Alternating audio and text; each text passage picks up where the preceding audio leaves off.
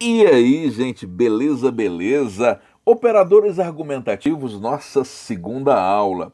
Na primeira aula sobre esse assunto, eu falava usando o quadro, dando alguns exemplos importantes demais lá usando o quadro. Aí eu prometi para você que hoje eu traria um capítulo do livro para mostrar tópicos sobre esse assunto, que eu traria esse capítulo daquele livro cuja capa eu mostrei na aula passada, né? Inclusive, se você não assistiu a primeira aula, é melhor assistir antes de assistir essa aqui. Fará mais sentido para você, fará muito mais sentido. E eu dizia o seguinte: eu falava que muitas vezes em redação para Enem, para vestibular, em textos de natureza argumentativa, muitas vezes o aluno acha que argumentar é citar um dado, é citar uma fonte, é citar um dado de autoridade, falar aquilo que alguém disse, alguém que entende que é a autoridade do assunto. E muita gente acaba se esquecendo de uma coisa fundamental: usar a conjunção certa, a preposição certa, o advérbio certo. Tudo isso fará o seu texto ficar muito mais bem argumentativo. Muitas vezes, a argumentação está mais relacionada ao jeito como você diz do que aquilo que você diz. Do que com aquilo que você diz. Inclusive no caso do Enem, isso está relacionado à competência de número 4, que é coesão, mas não é só coesão. É coesão e argumentatividade. É coesão e argumentatividade. Porque o jeito como você liga as orações indica o percurso de sua argumentação e acaba fazendo com que se percebam as intencionalidades do seu discurso.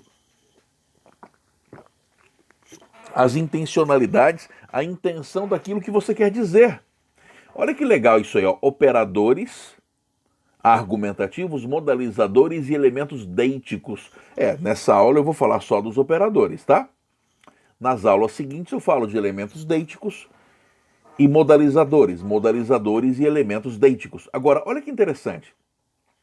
Qualquer indivíduo, quando fala ou escreve, objetiva de alguma maneira fazer-se convincente.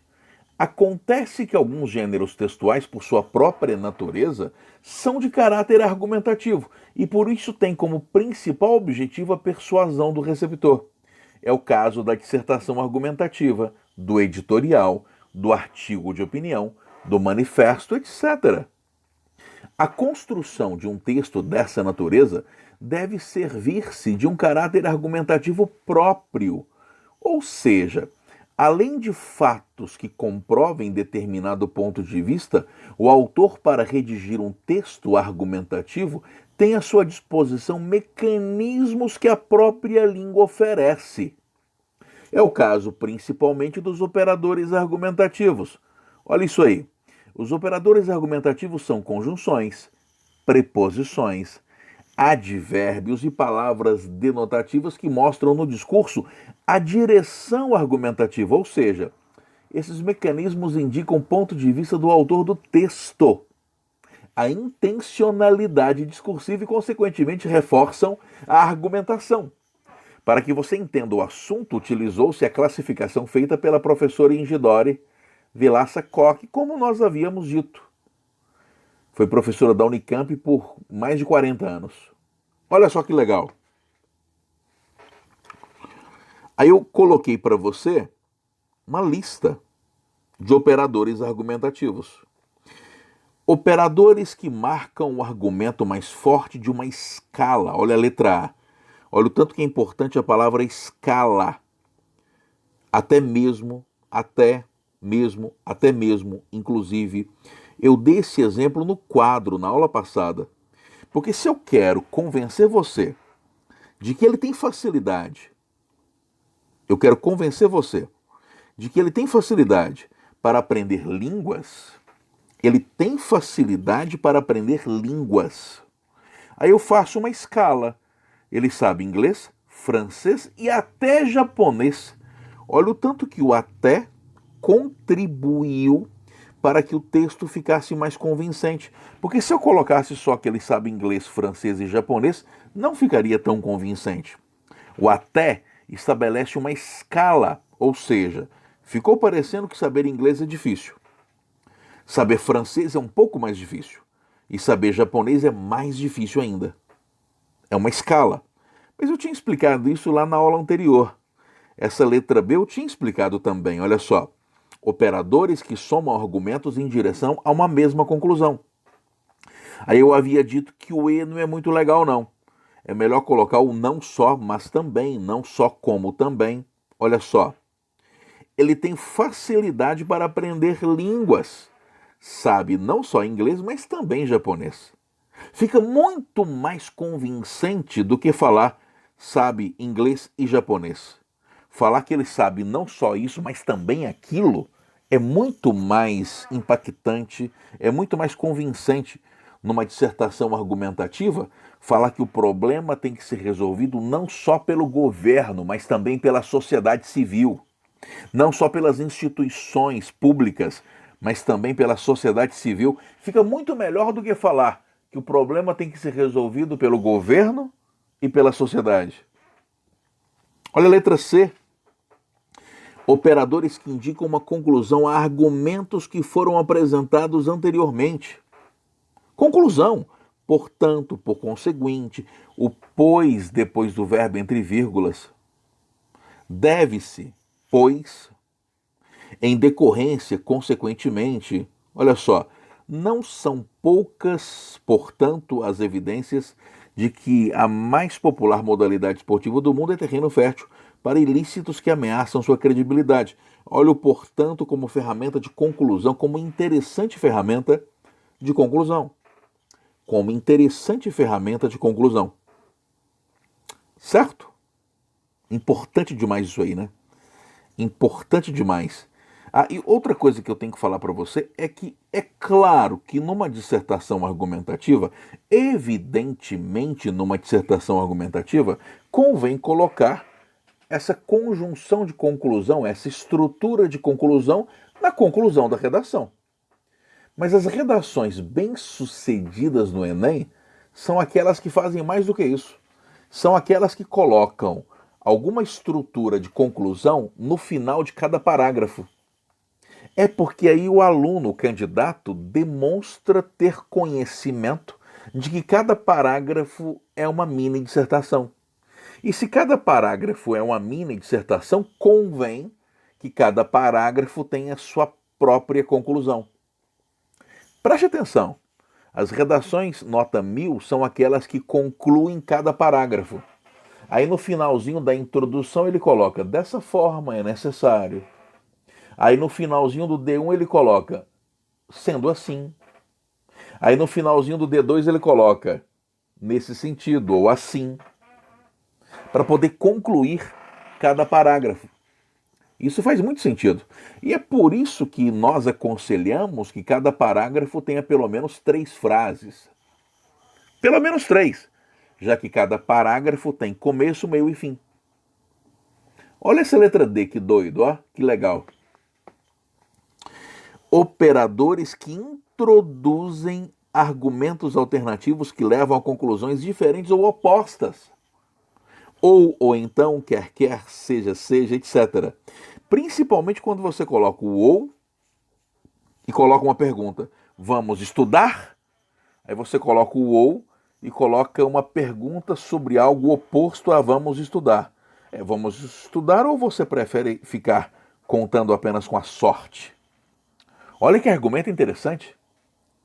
É claro que numa redação para Enem, numa dissertação para Enem, não convém esse argumento aí não. Mas para artigo de opinião fica topíssimo, né?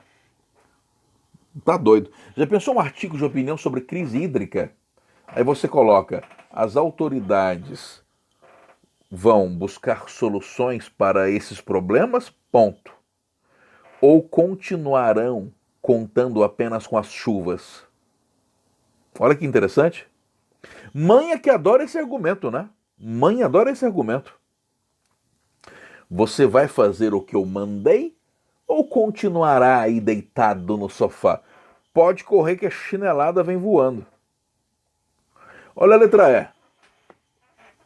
Operadores que estabelecem relações de comparação com o objetivo de apontar para determinada conclusão, mais que, menos que, tão, como. Claro, uma comparação de igualdade, de superioridade ou de inferioridade. E de repente eu quero que você não fique preocupado. Aí eu vou argumentar. O substituto de João é tão competente quanto ele. Eu uso João como referência para você ter uma ideia do que eu estou falando. Para você ter ideia do que eu estou falando. Eu uso João como referência. Em dissertação argumentativa fica legal fazer isso, não é? Quando você quer falar de algum problema do Brasil, você compara o Brasil a outro país, mas tem que tomar cuidado. Não dá para comparar o Brasil à Suécia no que se refere à igualdade. Teria que ser inferioridade em relação à educação, não é? No Brasil, o problema ou nesse caso de superioridade no que se refere à gravidade, pode ser também. Tipo, no Brasil o problema é muito mais grave do que o enfrentado pela Suécia, por exemplo, não é? Ou no Brasil os recursos são muito menores do que os utilizados na Suécia. Aí, inferioridade. Cuidado com esse papo de comparar o Brasil a outros países em redação, tá? Isso tem que ser feito com muito cuidado, porque as realidades dos países são muito diferentes. O Brasil, normalmente, numa relação de igualdade, poderia ser comparado a México, por problemas sociais parecidos, o tamanho do país é parecido, essa coisa toda. Olha só a F. Operadores que justificam ou explicam o que foi dito anteriormente. Olha que doido. Coloque o agasalho, pois. Olha o pois, dando para você a ideia, não é? Do porquê de eu querer que você coloque o agasalho. Claro, eu estou justificando isso. Está frio. E dessa forma você vai colocar o agasalho. Não é? Olha a letra G. Olha a letra G. Operadores que contrapõem argumentos, mudando o sentido da argumentação. Essa eu expliquei. Quando você coloca uma conjunção adversativa, você atrai o argumento para a conjunção. João é um artista esforçado, mas lhe falta criatividade. Olha, ele é esforçado, mas falta criatividade. Viu que interessante? Ficou parecendo que a minha intenção discursiva é dizer que a falta de criatividade é mais importante do que o fato de ele ser esforçado. Veja como que a conjunção adversativa atrai para si o peso da argumentação. Mas isso aí eu expliquei na aula passada, né? E isso é tão interessante que eu tive que explicar no quadro mesmo. Olha o embora. Embora falte criatividade a João, ele é muito esforçado. O embora é concessivo. O concessivo, diferentemente da adversativa, a concessiva não atrai para si o peso argumentativo. Não atrai para a oração que ela precede. Na verdade, a concessiva empurra o peso discursivo para outra oração. Eu expliquei isso no quadro para você. Embora falte criatividade a João, ele é muito esforçado. Ser esforçado é mais importante. Ser esforçado é mais importante do que faltar criatividade. Olha os operadores de pressupostos. Já, ainda, agora, mais. Olha esse ainda. O prefeito ainda não fez o que prometeu. Esse ainda acrescenta qual argumento? O argumento de que está passando da hora. Puxa vida, mas ainda? Até agora? Que é isso? Ainda? Olha a letra I. Operadores que se distribuem em escalas opostas, isto é, um deles orienta-se em uma escala para a afirmação total e outro se orienta em uma escala para a negação total. É o quase e o apenas. É porque se eu quero, por exemplo, reclamar, porque eu estou comprando remédio Puxa, o remédio é muito caro, custa quase R$ 50. Aí eu coloco quase porque aí eu estou reclamando, apontando para um preço acima. Mas se eu sou o vendedor, eu digo não, custa apenas R$ 50. Porque se eu coloco apenas, eu levo para baixo, né? Apenas. Interessante, né? Quem fala que custa só isso, apenas isso, é o vendedor. Porque eu apenas puxo o preço para baixo. Beleza? E aí na aula seguinte eu falo de modalizadores. Na aula seguinte eu falo de modalizadores. E depois eu vou explicar também por que esse pois aqui, dependendo de como você interpretar, ele é explicativo e dependendo de como você entender, ele pode ser causal. Mas isso é uma outra aula para outro momento, tá? De qualquer forma, ele tem esse caráter aí de operador argumentativo, já que ele, não é, acaba justificando ou explicando aquilo que se diz. Fechou? Obrigado demais pela companhia. Abraço para você.